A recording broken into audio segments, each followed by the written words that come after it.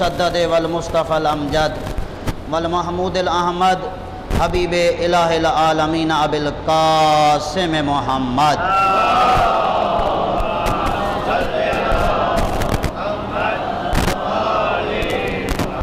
الذي المعراج سفره والبراق مركبه وسدرة المنتهى منزله وقاب قوسين وادنى مقامه وقال كنت نبي آدم بين الماء والطين الذي في التوراة اشتهاره وفي الإنجيل أذكاره وفي زبور أوصافه وفي القرآن إعلانه قال الله تبارك وتعالى في شانه وما أرسلناك إلا رحمة للعالمين صلوات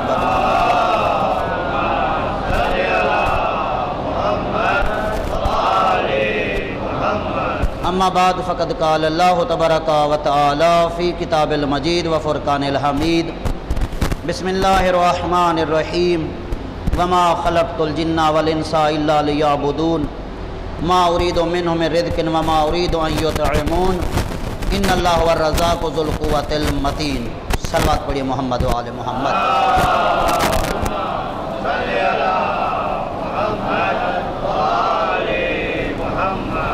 پروردگار عالم نے سورہ الذاریات میں قرآن مجید کا 51 نمبر سورہ اور اس کی 56 نمبر آیت میں یہ ارشاد فرمایا وما خلقت الجن والانس الا لیعبدون میں نے جن اور انسانوں کو اس لیے پیدا کیا ہے کہ وہ میں خالق کو پہچانیں، خالق کی معرفت حاصل کریں، جو حقیقی رب ہے اس کی معرفت حاصل کریں۔ جب خالق کو پہچانیں گے تو یقیناً اس کی اطاعت میں زندگی گزاریں گے۔ اور ماہ مبارک رمضان یہ وہ مہینے کے جس میں انسان کو بہت زیادہ موقع فراہم ہوتا ہے کہ وہ اپنے خالق کو پہچانے، اس لیے کہ شیطانوں کو زنجیروں سے جکڑا جا چکا ہے جو انسان کو خالق کی معرفت سے ہٹاتے ہیں۔ اور اس مہینے میں جب انسان روزے کی حالت میں ہوتا ہے تو اسے پتہ چلتا ہے کہ روزہ میں نے کیوں رکھا ہے، اس لیے کہ میرا خالق یہی چاہتا ہے، میرا رب یہی چاہتا ہے کہ میں اس حالت میں رہوں۔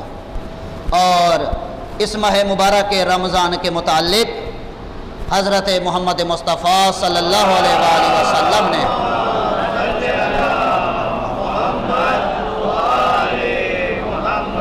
پیغمبر نے اس ماہ مبارک کی فضیلت، اس کی عظمت، اس کی بزرگی کے متعلق بہت کچھ ارشاد فرمایا۔ یہاں تک اس مہینے کے آنے سے پہلے ہی پیغمبر اکرم نے ماہ شعبان المعظم کے آخری جمعے میں پیغمبر نے بتا دیا کہ جو مہینہ آ رہا ہے اسے عام مہینوں کی طرح نہ سمجھنا، اس کی راتوں کو عام راتوں کی طرح نہ سمجھنا، ان کے دنوں کو عام دنوں کی طرح نہ سمجھنا، بلکہ یہ ایک افضلیت اور بزرگی کا حامل مہینہ آ رہا ہے۔ لہذا اس لیے پیغمبر نے بتا دیا وَشَهْرٌ عِنْدَ اللَّهِ أَفْضَلُ الشُّهُورِ، باقی مہینے بھی خالق کے کائنات نے بنائے لیکن یہ وہ مہینہ ہے فرمائے جو سب مہینوں سے افضل ہے۔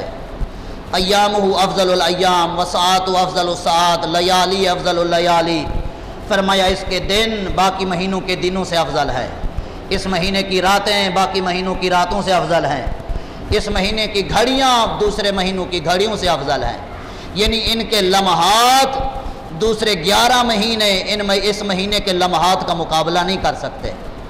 اس مہینے کا ایک ایک لمحہ بڑا قیمتی ہے۔ اور پیغمبر اکرم نے ارشاد فرمایا وَشَهْرٌ دُعِيتُمْ فِيهِ إِلَىٰ ضِيَافَةِ اللَّهِ وَجُعِلْتُمْ مِنْ أَهْلِ كَرَامَةِ اللَّهِ، اس مہینے میں پروردگار عالم نے اگر تمہیں زندگی جیسی نعمت بخشی ہے تو قدر کرو اس نعمت کی کہ اب تم اللہ کے مہمان بن چکے ہو، اب تمہیں یہ مقام مل چکا ہے۔ وَشَهْرٌ دُعِيتُمْ إِلَىٰ ضِيَافَةِ اللَّهِ، تمہیں اللہ کا مہمان ٹھہرایا جا چکا ہے، اور جب مہمان بن گئے ہو تو پھر اپنے مقام کو پہچانو وَجُعِلْتُمْ مِنْ أَهْلِ كَرَامَةِ اللَّهِ، تمہارے ہی سر پہ اللہ نے کرامت کا تاج رکھا ہے۔ صلوات پڑھیے محمد و آل محمد۔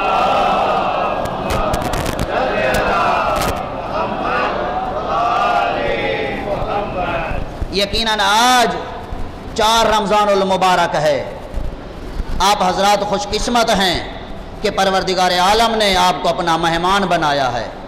کون میزبان ہے؟ جو انبیاء کا خالق ہے، شہداء کا خالق ہے، صالحین کا خالق ہے، جو آدم کا بھی رب ہے، نوح کا بھی رب ہے، ابراہیم کا رب ہے، ایوب کا رب ہے، آج انبیاء کے رب نے تمہیں اپنا مہمان بنایا ہے۔ اپنے مقام کو پہچانو کہ اللہ نے تمہیں کتنا عظیم مقام عطا کیا ہے، اور جب مہمان بن گئے ہو تو اس نے ایسا مقام عطا کیا تمہیں کہ جو کائنات میں کوئی میزبان اپنے مہمان کو وہ مقام عطا نہیں کرتا جو پروردگار عالم نے تمہیں مقام عطا کیا ہے۔ کیا مقام ملا؟ یہ ختم مرتبت حضرت محمد مصطفیٰ صلی اللہ علیہ وآلہ وسلم۔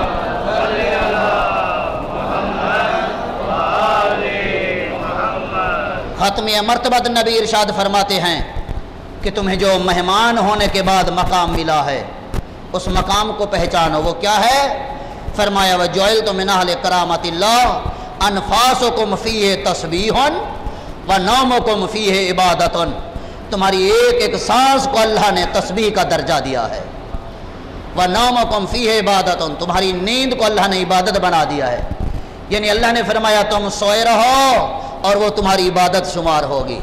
تم سانس لے رہے ہو، یہ سانس تمہارے لیے تسبیح کا ثواب رکھتا ہے، تسبیح کا مقام رکھتا ہے۔ کیوں؟ اس لیے کہ وہ بتا رہا ہے جس کا میں میزبان بن جاؤں اس کا پھر یہ مقام ہوا کرتا ہے۔ انفاسکم فیہ تسبیح و نومکم فیہ عبادت و دعاکم فیہ مستجاب و عملکم فیہ مقبول۔ فرمایا میزبان یہ خواہش رکھتا ہے کہ آج مہمان مجھ سے کوئی خواہش کرے۔ دعاکم فیہ مستجاب، فرمایا مانگو مجھ سے جو مانگنا ہے، خواہش کرو، میں اللہ کی خواہش ہے کہ میرے بندے مجھ سے کچھ مانگیں۔ صلوات پڑھے محمد و آل محمد۔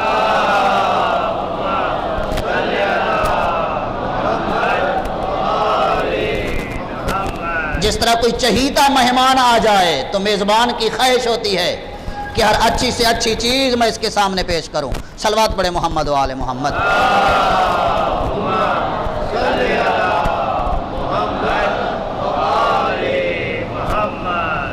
تو اس کی خواہش ہوتی ہے میزبان کی کہ میں اپنے مہمان کے سامنے اچھی سے اچھی چیز پیش کروں، آج اچھی سے اچھی چیز میں اپنے مہمان کو کھلاؤں۔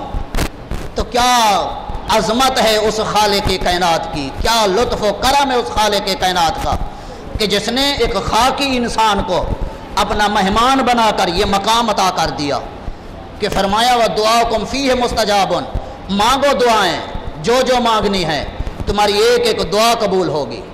وَعَمَلُكُمْ فِيهِ مُسْتَجَابٌ عَمَلُكُمْ فِيهِ مَقْبُولٌ، تمہارا ایک ایک عمل قبول ہوگا، جو جو تم نیکی کرو گے تم مہمان بن چکے ہو، تمہاری ایک ایک نیکی کی قدر کی جائے گی، ایک ایک نیکی قبول ہوگی۔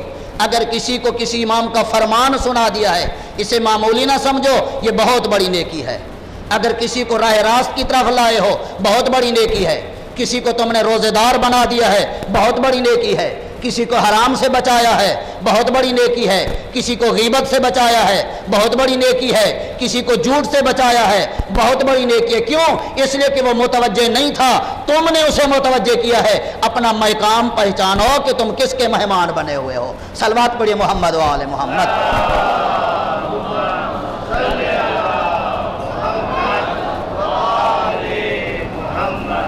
پیغمبر اکرم نے بتایا کہ پہچانو اپنے مقام کو، اللہ نے تمہیں مہمان بنا کر یہ مقام عطا کیا ہے کہ آج بڑے بڑے وزیر اعظم ہوں، کسی ملک کے صدر ہوں، ان کو بھی یہ مقام نہیں ملتا، بڑے بڑے گریڈ کے مالک ہوں ان کو بھی یہ مقام نہیں ملتا۔ آج ایک پھٹے پرانے پہنے ہوئے کپڑے والے کو جو اللہ نے مقام عطا کیا ہے، آج اس کا یہ مقام ہے کہ اس کی تسبیح کیا ہے؟ یہی سانس بن رہا ہے، اس کی نیند عبادت بن رہی ہے، اس کی ایک ایک دعا قبول ہو رہی ہے، ایک ایک خواہش قبول ہو رہی ہے، اس کا عمل قبول ہو رہا ہے۔ اسی لیے پیغمبر اکرم سے پوچھتے ہیں کہ یا رسول اللہ آپ سید المرسلین ہیں، آپ شفیع المذنبین ہیں، آپ خاتم النبیین ہیں، آپ ہی بتائیں ہم مہمان بن چکے ہیں، کون سی عظیم چیز ہے آپ کے نزدیک جو ہم مانگیں اور ہم ہمیشہ کے لیے کامیاب ہو جائیں؟ تو پیغمبر اکرم سے جب پوچھا تو پیغمبر نے ارشاد فرمایا وَصَلُوا اللَّهَ رَبَّكُمْ بِالنِّيَّةٍ صَادِقَةٍ، वक़ुलूबिन ताहिरतिन अन युवफ़्फ़िककुम लिसियामिही व तिलावति किताबिही। कहा अगर मैं मोहम्मद से पूछते हो कि क्या मांगे, मेज़बान वादा कर चुका है जो जो ख्वाहिश करोगे तुम्हारी ख्वाहिश को पूरा करूंगा। तो पैगंबर ने फरमाया और कुछ मांगो या ना मांगो, लेकिन मैं मोहम्मद के नज़दीक ये तुम्हारे लिए हमेशा के लिए निजात है अगर ये तुमने मांग लिया और तुम्हें अता हो गया। या रसूलल्लाह क्या फरमाया, वसअलुल्लाह रब्बकुम, अपने रब से सवाल करो। कैसे सवाल करें? बिन्नियतिन सादिकतिन, सच्ची नीयत के साथ, वक़ुलूबिन ताहिरतिन, पाकीज़ा दिल के साथ। क्या मांगे?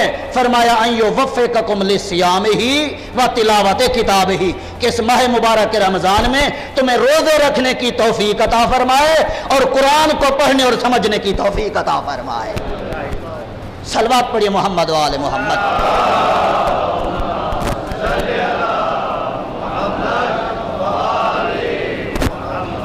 इसलिए कि जिसे रोज़े रखने की तौफीक मिल गई, जिसे कुरान मजीद को पढ़ने समझने और तिलावत की तौफीक मिल गई, उसे सब कुछ मिल गया है। क्या चीज़ है जो उसे नहीं मिली? क्यों? इसलिए मकाम है ही उसके लिए कि जो इस रोज़े की कैफियत में अल्लाह की बारगाह में हर वक़्त अपने आप को हाजिर पाता है। और इमाम जाफ़र सादिक़ अलैहिस्सलातु वस्सलाम ने इरशाद फरमाया,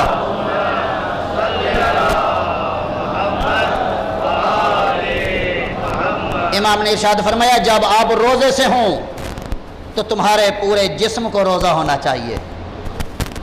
तुम्हारे दिल को रोज़ा हो, तुम्हारी आँखों को रोज़ा हो, तुम्हारे कानों को रोज़ा हो, तुम्हारी ज़ुबान को रोज़ा हो।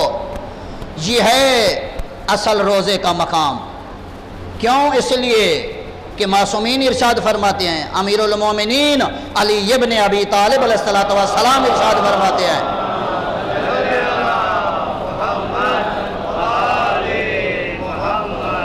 पैगंबर अकरम से नकल करते हुए मेरे मौला इरशाद फरमाते हैं, कितने रोज़ेदार ऐसे हैं जिन्हें सिवाय भूख और प्यास के और कुछ हासिल नहीं होता। ये कौन है? ये वो लोग हैं जो रोज़े की अहमियत को सामने नहीं रखते।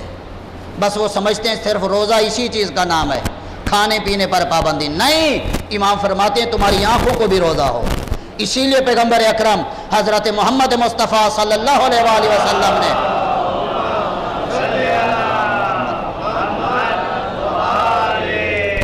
पैगंबर ने इरशाद फरमाया, इस महीने की भूख और प्यास को सामने रखकर क़यामत के दिन की भूख और प्यास को सामने रखो। वज़्कुरू बिजुएकुम व आतशिकुम जुआ यौमल क़ियामत व आतशहू। फरमाया इस महीने की भूख तुम्हें जो महसूस हो रही है, इस महीने में जो तुम्हें गर्मी महसूस हो रही है, कि मसलन आज से पहले 3 दिन बड़ी गर्मी थी, पहले दिन बड़ी शिद्दत की गर्मी, दूसरे दिन और गर्मी, तो ये जो गर्मी है पैगंबर फरमाते हैं इस गर्मी को देखकर तसव्वुर करो क़यामत के दिन की गर्मी का।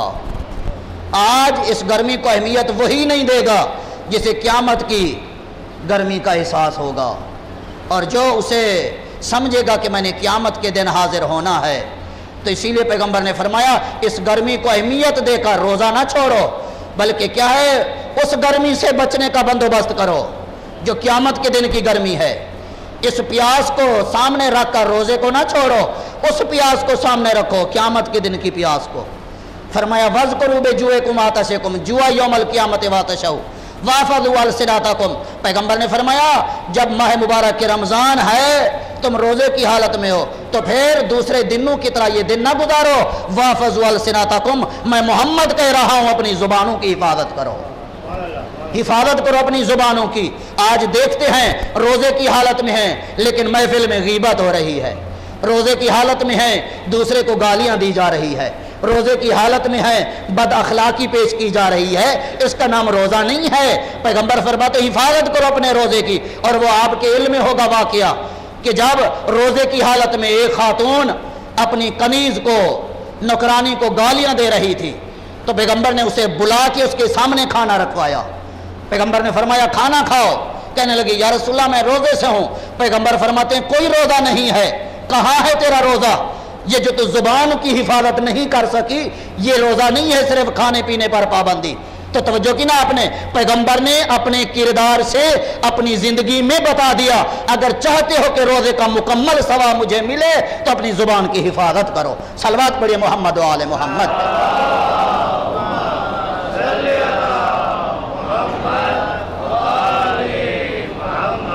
वगुज़ू अम्मा ला यहिल्लु नज़रु इलैहि अबसारकुम। पैगंबर फरमाते हैं कि जिन चीज़ों का अल्लाह ने तेरे लिए देखना हराम करार दिया है उनसे अपनी आंखों को बंद करो। व अम्मा ला यहिल्लु इस्तिमाउ इलैहि अस्माकुम, जिन चीज़ों का सुनना अल्लाह ने तेरे लिए हराम करार दिया है उनसे अपने कानों को बंद रखो। यानी ना हराम सुनो, ना हराम की तरफ देखो, ना हराम अपनी जुबान पे लाओ। ये है हकीकत रोज़ा, ये है कमाल रोज़ा। रोज़ेदार को मकाम उस वक़्त हासिल होता है जब अपने आप को मुकम्मल रोज़े की हालत में अल्लाह की बारगाह में पेश करे। तो अज़ीज़ान गिरामी, बस पैगंबर अकरम ने इरशाद फरमाया, जो चाहता है कि क़यामत के दिन मैं पुल सिरात से आसानी से गुजर जाऊँ, और आपको पता है कि पुल सिरात से आसानी से गुजरना कोई इतनी आसान नहीं है। तो पैगंबर फरमाते अगर चाहते हो कि मैं आसानी से गुजर जाऊं तो इस महीने में अपने अखलाक ठीक कर लो। जिसका अखलाक ठीक होगा, पैगंबर फरमाते हैं वो पुल सिरात से बआसानी से गुजर जाएगा। अखलाक कैसे ठीक होंगे?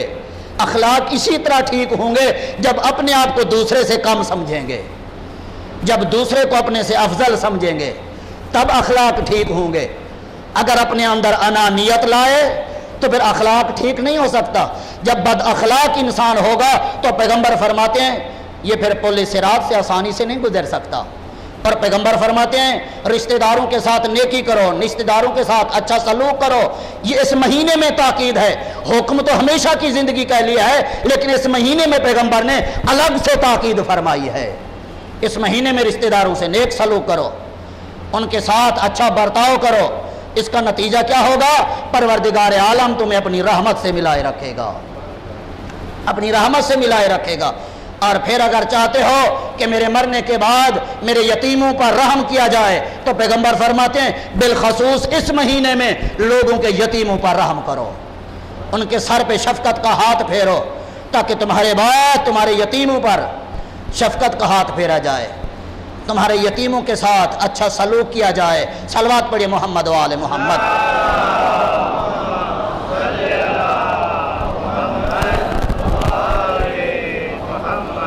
लिहाजा अज़ीज़ान गिरामी, पैगंबर ने अकरम ने हमें मुतवज्जे किया इस बात की तरफ, फरमाया कि सुनो, जो इस महीने में किसी मोमिन का रोज़ा इफ्तार कराए उसका मकाम बहुत बुलंद है। क्या?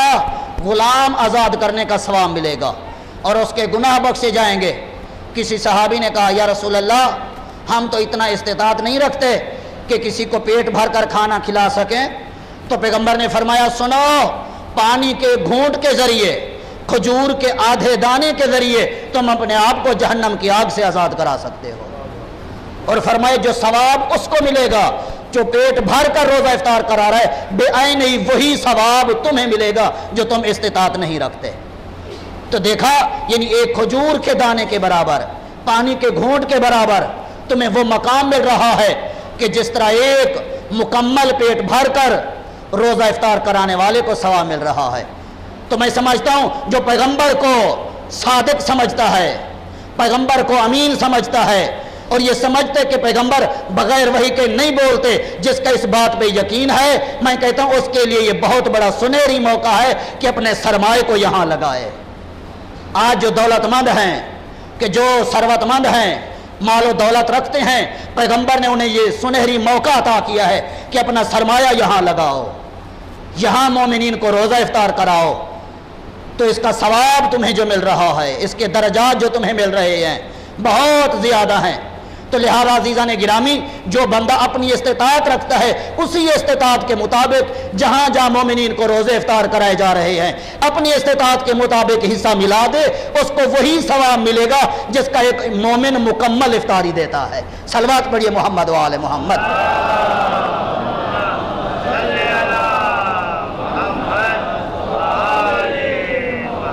और पैगंबर अकरम ने इरशाद फरमाया कि जो मोमिन इस माह मुबारक के रमज़ान में एक आयत की तिलावत करे, उसे दूसरे 11 महीनों में जिस तरह ख़त्म कुरान का सवाब मिलता है, बेआइन ही वही सवाब एक आयत की तिलावत करने वाले को हासिल होगा।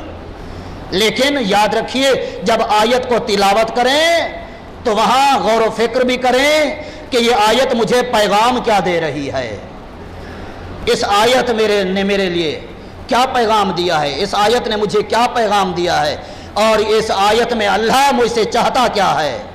بس جب اس بات کو سامنے رکھ کر ایک آیت کی تلاوت کرو گے، نبی فرماتے ہیں تمہیں ختم قرآن کا ثواب ملے گا۔ تو عزیزان گرامی، بس خوش قسمت ہے وہ بندہ کہ جو مہمان بنا اور اپنے مقام کو پہچانا اور پروردگار عالم سے روزے رکھنے کی اور تلاوت قرآن کرنے کی توفیق طلب کی اور اسے توفیق حاصل ہو گئی، وہ اس دنیا میں بھی کامیاب ہے، وہ آخرت میں بھی کامیاب ہے۔ بسم اللہ الرحمن الرحیم۔ والعصر ان الانسان لفی خسر الا الذین آمنوا وعملوا الصالحات وتواصوا بالحق وتواصوا بالصبر۔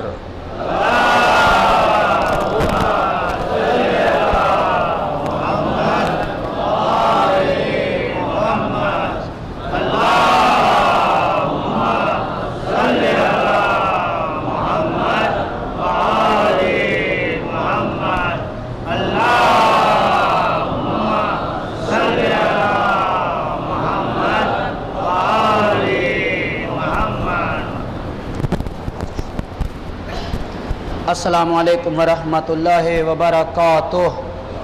اعوذ باللہ السمیع العلیم من الشیطان اللعین الرجیم۔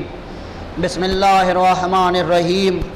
الحمد للہ رب العالمین والعاقبۃ للمتقین وجنۃ للموحدین والنار للمعاندین، ثم الصلاۃ والسلام علی محمد المصطفیٰ وعلی المرتضیٰ والفاطمۃ الزہراء والحسن المجتبیٰ والحسین شہید بکربلا والی ابن الحسین و محمد ابن علی و جعفر ابن محمد و موسیٰ ابن جعفر والی ابن موسیٰ و محمد ابن علی والی ابن محمد والحسن ابن علی علیہ الصلوۃ والسلام۔ اللہم صلی علی مولانا صاحب العصر والزمان ماہی آثار البدع والطغیان، اما بعد فقد قال اللہ تبارک و تعالی فی کتاب المجید و فرقان الحمید۔ بسم اللہ الرحمن الرحیم۔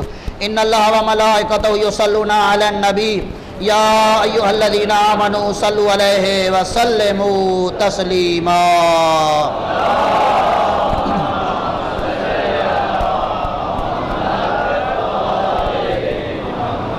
مومنین حضرات، جنہیں علم ہے کہ سامنے جگہ موجود ہے صفوں میں، تو وہ آگے تشریف لائیں تاکہ بعد میں آنے والے مومنین کو جگہ میسر ہو سکے۔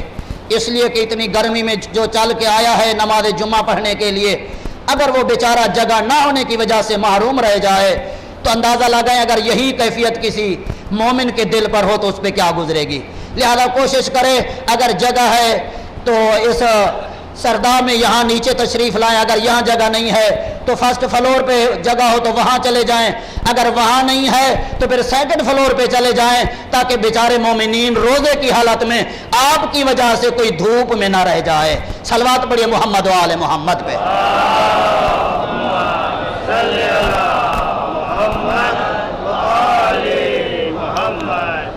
مومنین حضرات، یقیناً روزے کے مسائل آپ سن رہے ہوں گے اپنی اپنی مساجد کے اندر علماء کرام سے کہ کچھ مسائل ایسے ہیں کہ جن کی وجہ سے انسان نہ جانتے ہوئے اپنے روزے کو باطل کر بیٹھتا ہے، کہ مثلاً کہ رات کو کھانا کھاتے وقت غذا کے ذرات جو منہ کے اندر رہ گئے، دانتوں کے اندر رہ گئے، اگر وہ منہ کی فضا میں آ جائیں تو ضروری ہے کہ روزے کی حالت میں انہیں باہر نکال دیا جائے۔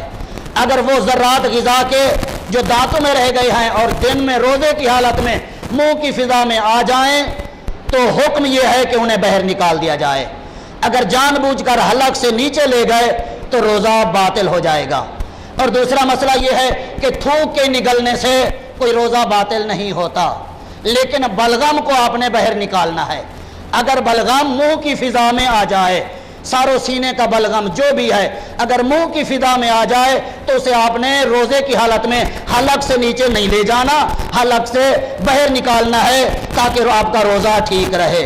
یہ احتیاط واجب کی بنا پر آیت اللہ العظمیٰ کے سستانی صاحب کو بھی فتویٰ یہی ہے کہ بلغم سے آپ کو پرہیز کرنا ہے، لیکن اگر نکالتے وقت اچانک اتفاقاً اندر چلا گیا اس سے روزہ باطل نہیں ہوتا، لیکن جان بوجھ کر بلغم کو حلق سے نیچے نہیں لے جانا۔ اب مسئلہ یہ ہوتا ہے کہ انسان نماز کی حالت میں ہے، صف میں کھڑا ہوا ہے اور بلغم آ گیا ہے، اب کیا کرے؟ تو اس صورت میں کوشش یہ کرنی چاہیے کہ جیب میں کوئی رومال رکھیں یا ٹیشو پیپر رکھیں اسی میں ہی بلغم کو لے لیں تاکہ مسجد کی بے حرمتی بھی نہ ہو اور آپ کا روزہ بھی محفوظ رہے۔ صلوات پڑھیے محمد و آل محمد۔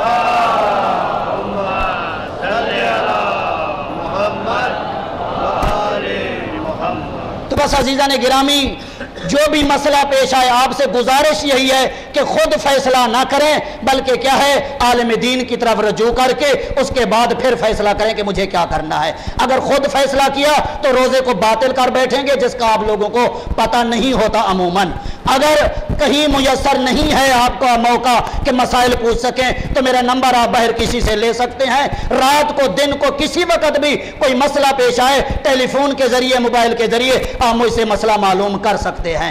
عزیزان گرامی، یہ مسائل وہ ہیں جو شریعت محمد و آل محمد میں ہے، ہماری عقل کے یہ مسائل نہیں ہیں، بلکہ آل محمد نے جو اصول بتایا ہے، آل محمد نے جو شریعت بتائی ہے، آج یہ وہی مسائل ہیں۔ اور ان مسائل کو جنہوں نے ہم تک پہنچایا ہے انہی کا نام مراجع ہے، اسی کا نام مرجعیت ہے کہ انہوں نے قربانیاں دی ہیں لیکن مسائل ہم تک پہنچائے، حلال حرام کے مسئلے پہنچائے، دین ہم تک پہنچایا۔ یہ ان مراجع کا نتیجہ ہے، ان کی قربانیوں کا نتیجہ ہے، علماء کی شہادتوں کا نتیجہ ہے۔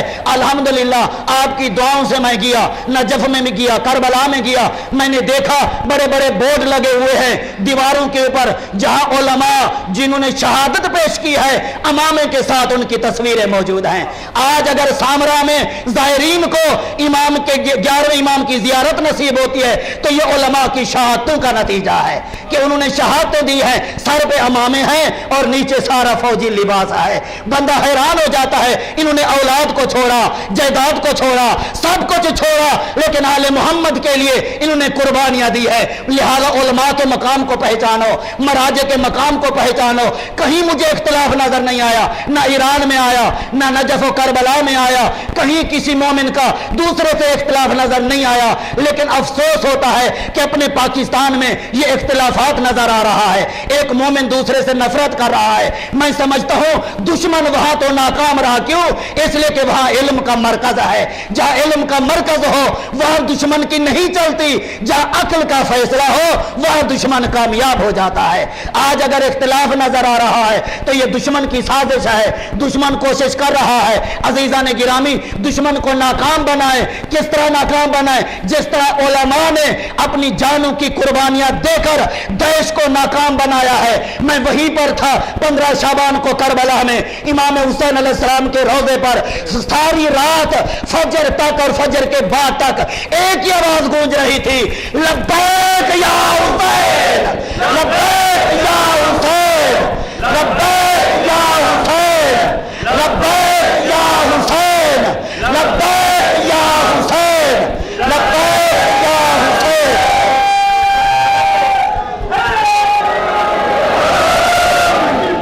عزیزان گرامی، اللہ نے ارشاد فرمایا، اپنے قرآن میں ارشاد فرمایا، لوگوں کی باتوں میں نہ آؤ، دشمنوں کے ایجنٹ نہ بنو، قرآن کو پڑھو۔ قرآن کیا کہہ رہا ہے؟ سورہ مجادلہ ہے، 58 نمبر سورہ ہے، 11 نمبر آیت میں اللہ فرما رہا ہے، یرفع اللہ الذین آمنوا منکم والذین اوتوا العلم درجات۔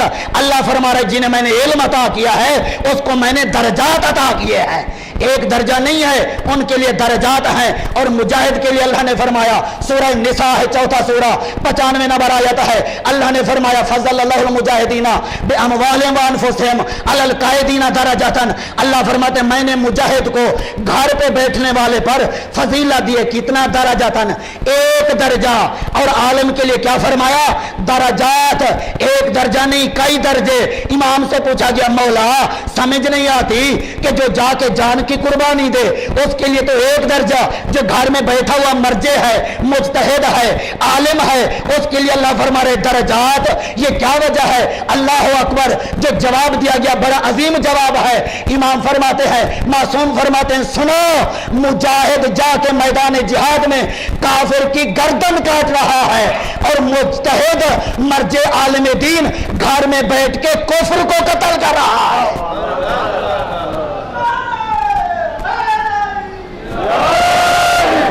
لہذا عزیزان گرامی، آج ان شہداء کی قربانیوں کا نتیجہ ہے کہ کاظمین میں جاتے ہیں زیارت کرتے ہیں، سامرا میں جاتے ہیں زیارت کرتے ہیں، ان میں اکثریت علماء کی جا کے دیکھے وہاں آپ کو تصویریں نظر آئیں گی, حیران ہو جائیں گے کہ اتنے علماء قربانیاں دے رہے ہیں, اتنے علماء نے قربانیاں دی ہیں. آج بھی فلوجہ میں داعش کو ناکام بنانے کے لیے علماء قربانیاں دے رہے ہیں, علماء آگے بڑھ رہے ہیں. اور یقین کے ساتھ میں تو پہلے سمجھتا تھا پتہ نہیں یہ کیا خبریں ہیں, لیکن اب اور اطمینان ہو گیا ہے. جیسے ابراہیم نے کہا تھا میرے اللہ مجھے دکھا تو کیسے مردوں کو زندہ کرتا ہے.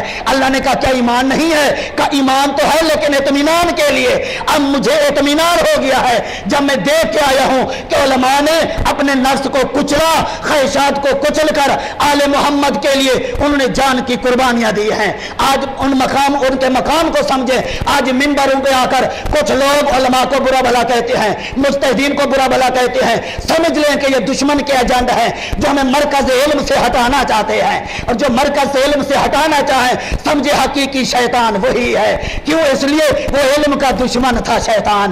لہذا آج اگر تمہیں چاہتے ہو تمام مومنین کے درمیان اتفاق و اتحاد رہے, اتفاق رہے, ایک دوسرے کا مقام ہو, ایک دوسرے کا اہتمام ہو, احترام ہو, اور مقام اور عظمت کو سمجھے, تو میرے ساتویں امام کی وہ حدیث جو میں سفر میں جانے سے پہلے بیان کر چکا آج پھر دوہرا رہا ہوں, وقت ختم ہو گیا ہے. امام نے فرمایا المومن اخو المومن لامہ و ابیہ, مومن مومن کا بھائی ایسے ہے جیسے دو بھائی ہوں اور ان کا باپ بھی ایک ہو, ان کی ماں بھی ایک ہو. تو بس عزیزان گرامی, اللہ نے 4 میزان بتائی ہیں قرآن میں فضیلت کی. فرمائے جن کو علم عطا ہوا وہ صاحب فضیلت ہے. اور سورہ حجرات میں 49واں سورہ 12 نمبر آیت میں ارشاد فرمایا ان اکرمکم عند اللہ اتقاکم, فرمایا کہ سنو تم میں سب کے سے زیادہ عزت اللہ کے اس کی ہے جو متقی ہے. تو تقوی ہو تو افضل ہے, علم ہو تو افضل ہے. پھر فرمایا سورہ سجدہ میں 32واں سورہ 18 نمبر آیت آفمن کان مومنا کمن کان فاسقا لا یستوون, فرمایا مومن اور فاسق برابر نہیں ہو سکتے. یعنی مومن ہے تو افضل ہے, تقوی ہے تو افضل ہے, علم ہے تو افضل ہے. اور پھر سورہ نساء میں فرمایا فضل اللہ المجاہدین باموالہم وانفسہم علی القاعدین درجۃ, ہم نے مجاہد کو گھر میں بیٹھنے والے پر فضیلت دی ہے. تو قرآن نے فضیلت کی 4 میزان بتائی ہے. علم ہو تو افضل ہے, تقوی ہو تو افضل ہے, مجاہد ہو تو افضل ہے, اور پھر ساتھ بتا دیا مومن ہو تو افضل ہے. آج ہماری جانیں قربان ہوں علی ولی اللہ پر, ہماری جانیں قربان ہوں علی ابن ابی طالب پر, جسے اللہ نے صرف مومن نہیں بنایا امیر المومنین بنایا ہے, جو صرف متقی نہیں ہے امام المتقین ہے, جو صرف عالم نہیں ہے بلکہ کیا ہے باب مدینہ تو علم ہے. اور کیا کہنے اس مجاہد کے, علی صرف مجاہد نہیں ہے بلکہ قرارن غیر فرار نظر آتا. بسم اللہ الرحمن الرحیم انا اعطیناک الکوثر فصلی لربک وانحر ان شانئک هو